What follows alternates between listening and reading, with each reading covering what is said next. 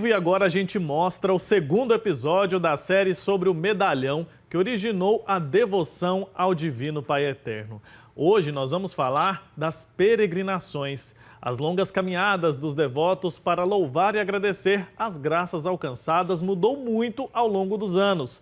Mas a fé que move esses fiéis ao encontro do Santíssimo permanece a mesma e renova a cada dia.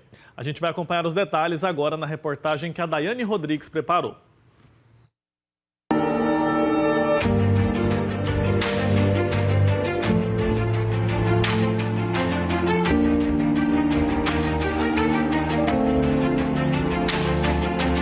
A devoção ao Divino Pai Eterno, enraizada no coração do Brasil, é marcada por uma tradição secular de peregrinações que transformaram a pequena vila de Barro Preto, hoje Trindade, em um dos maiores centros de fé do país. Esta jornada de devoção e sacrifício reflete a profunda espiritualidade de milhões de devotos ao longo dos anos. O encontro do medalhão com a imagem da Santíssima Trindade, coroando a Virgem Maria, por volta de 1840, foi o ponto de partida para as primeiras peregrinações. Os fiéis, movidos pela fé, enfrentavam longas distâncias e desafios para estar com o Pai Eterno. E nós estamos falando de um período que em Goiás sequer haviam estradas, eram caminhos no meio do mato e muitos se perdiam.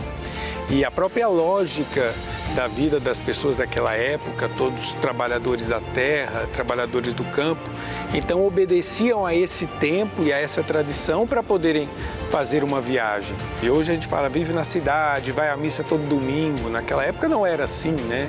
Eram poucos os padres aqui nessa região do Brasil. Essas jornadas iniciais eram caracterizadas por procissões simples, cânticos e orações, que refletiam a pureza da fé popular. Elas se tornaram uma expressão viva de espiritualidade e comunhão. Inicialmente eram enfrentadas com coragem e determinação.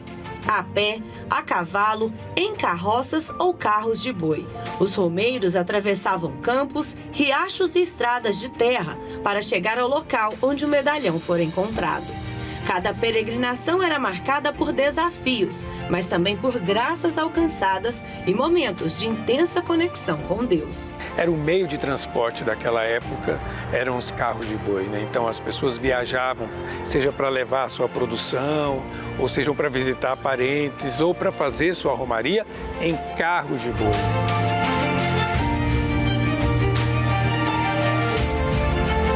À medida que a notícia do encontro do medalhão se espalhou, outros fiéis passaram a visitar o local, o que motivou Constantino e Ana Rosa a construírem uma pequena capela de Buriti em 1843, para abrigar o objeto sagrado.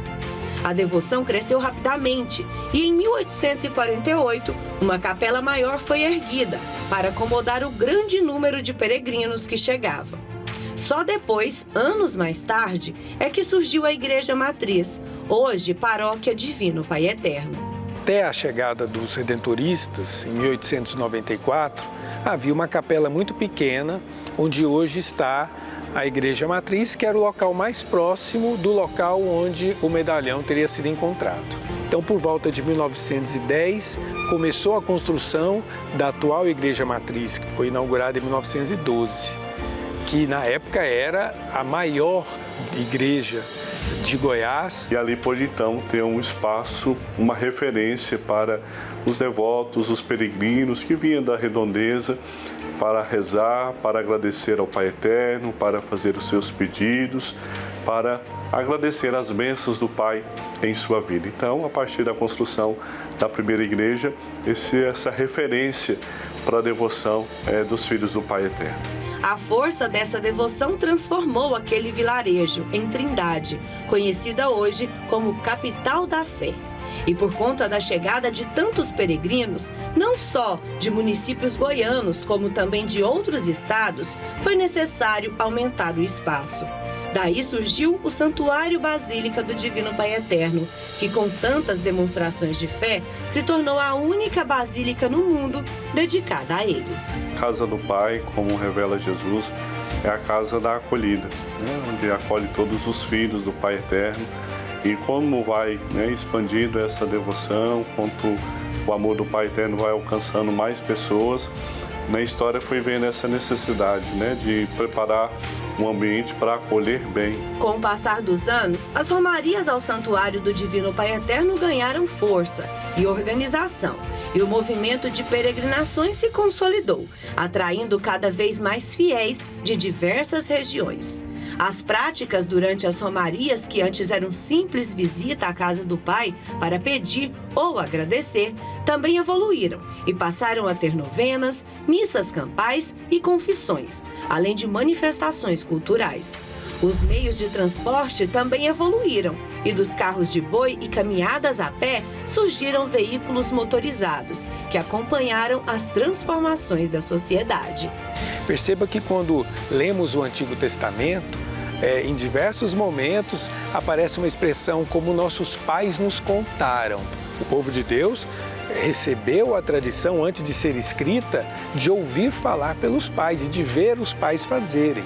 Então, quando vemos a tradição dos carros de boi, de fazer essa viagem, mesmo que não seja necessário, porque há outros meios mais modernos, é uma forma de honrar esta tradição, honrar aqueles que vieram na nossa frente, construíram essa tradição, nos ensinaram essa devoção e que nós queremos continuar. Hoje, já não são os carros de bois, um carro, tantas pessoas que podem ir lá, vão de manhã, participam da missa, vão embora, tá. Mas o sentimento continuou o mesmo. A chegada dos missionários redentoristas a Goiás foi um ponto importante na história das peregrinações. Eles desenvolveram um papel crucial na organização das romarias e na disseminação da devoção ao Divino Pai Eterno. Quando nós recebemos o convite do então bispo de Goiás, Dom Eduardo, para que viéssemos tomar conta do Santuário do Divino Pai Eterno, olha isso, em 1894, né? Já faz um tempinho. É claro que já existia a fé do povo, a devoção, os romeiros que saíam de diversos lugares do estado de Goiás iam ali demonstrar a sua fé, fazer as suas homenagens ao Divino Pai Eterno. Mas com a chegada dos redentoristas, eu creio que o santuário pôde ganhar uma maior expressão, porque junto com os missionários veio também a catequese, a evangelização do povo de Deus, não? O trabalho realizado pelos missionários redentoristas contribuiu para a propagação dessa devoção e por isso a necessidade de construir um novo templo santo. A construção da nova casa do Pai reflete a grandiosidade dessa fé. Ela não é apenas uma construção física, mas um sinal visível da aliança entre Deus e seu povo.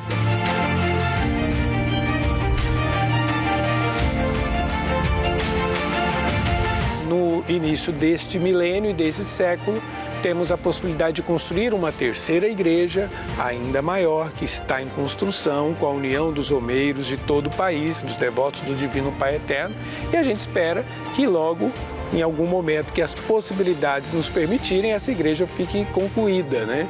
Então, é devagar a construção porque é a possibilidade da união das pessoas que faz possível esse sonho se tornar realidade, mas tudo com uma intenção, primeiro, de expressar o nosso louvor, a nossa adoração ao Pai Eterno. E, em segundo lugar, também para bem acolher aqueles que vêm aqui fazer sua peregrinação. Hoje, romeiros de todas as partes do Brasil e do mundo continuam a peregrinar até Trindade, perpetuando a devoção que nasceu há 185 anos, com o achado do medalhão. As romarias vão além do físico. Elas são um convite a refletir sobre a vida, buscar reconciliação e agradecer pelas bênçãos recebidas. A fé impulsionou as primeiras peregrinações, que continua viva e se adaptou aos tempos modernos sem perder a essência.